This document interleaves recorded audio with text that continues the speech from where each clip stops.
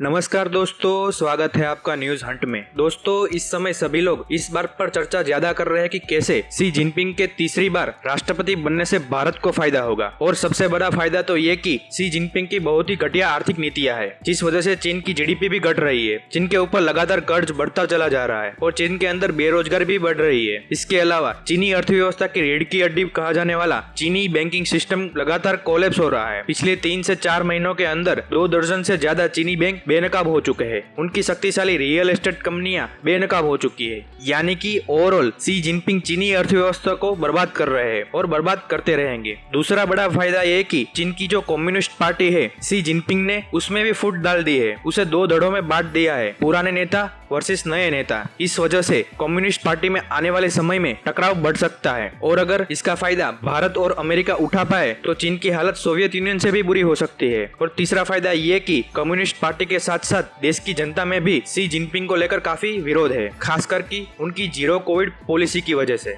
हमने हाल ही में देखा कि कैसे इतिहास में पहली बार चीनी लोगों ने अपने राष्ट्रपति का खुलकर विरोध किया है, उनके खिलाफ बैनर भी लगाए हैं। इससे कि हमें पता चलता है कि चीन के अंदर कितना ज्यादा उबाल है शी जिनपिंग को लेकर, और इसका भी बहुत ही क्रिटिकल तरीके से फायदा उठाया जा सकता है। लेकिन ये तो हो गया फायदे की बात, लेकिन शी जिनपिंग के आने से कुछ नुकसान भी है और इसको लेकर भारत, अमेरिका, ऑस्ट्रेलिया और जापान तैयारियों में भी जुट गए हैं। दरअसल नुकसान ये बात का है कि शी जिनपिंग पर जितना ज्यादा प्रेशर कम्युनिस्ट पार्टी का पड़ेगा, जितना ज्यादा चीन के अंदर शी जिनपिंग का विरोध होता चला जाएगा, शी जिनपिंग पर आएगा दबाव। और इस दबाव को रिलीज करने के लिए शी जिनपिंग एक हथियार इस्तेमाल करते हैं और वो है कि PLA यानी कि चीनी सेना। वो क्या करेंगे, जैसे जैसे उनका विरोध बढ़ता चला जाएगा, उनकी पॉपुलैरिटी घटती चली जाएगी, तो वो अपने तमाम पड़ोसियों को, चाहे वो जापान हो, ताइवान हो, भारत हो या वियतनाम हो, यहाँ तक कि अमेरिका भी हो, सबको ये छेड़ने की कोशिश करेंगे, इनके साथ सैन्य टकराव करेंगे, जिससे कि सबका ध्यान इन मिलिट्री क्राइसिस पर चला जाएगा और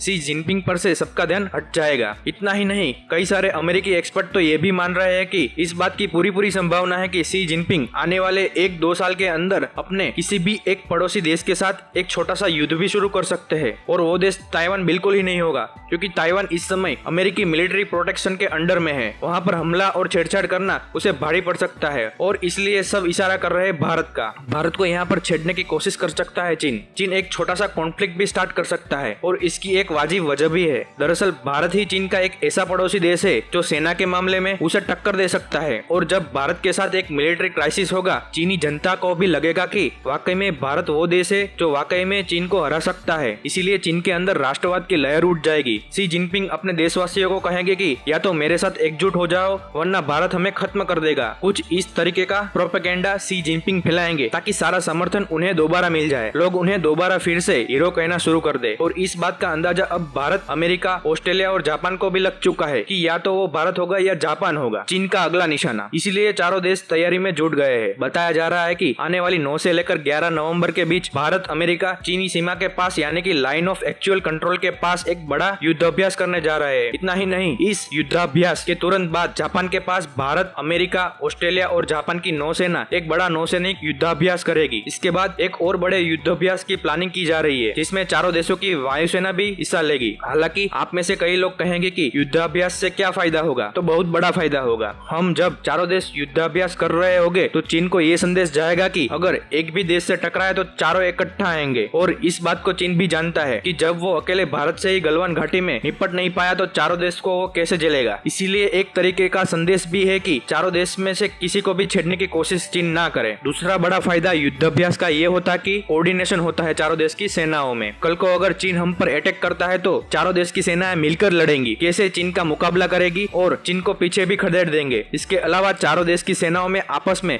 भरोसा भी बैठता है और इसीलिए इस तरह के युद्धाभ्यास बहुत ही ज्यादा क्रूशियल माने जाते हैं। लेकिन फिलहाल आने वाला 1 से लेकर 1.5 साल बहुत ही इम्पोर्टेंट है। आप जरूर देखेंगे कि चीन कुछ ना कुछ कारस्तानी 2022 के अंत में या 2023 में करेगा ही करेगा, क्योंकि शी जिनपिंग इस समय अपने देश के अंदर बहुत ही ज्यादा बड़े विलन बन चुके हैं। उन्हें हीरो बनने के लिए किसी ना किसी देश को छेड़ना ही होगा। हालांकि इस पूरे रिपोर्ट पर आपका क्या मानना है, कमेंट करके जरूर बताएं। और जिसने भी चैनल को सब्सक्राइब नहीं किया है वो ध्यान से चैनल को सब्सक्राइब जरूर कर लीजिएगा। फिलहाल इस वीडियो में इतना ही। धन्यवाद।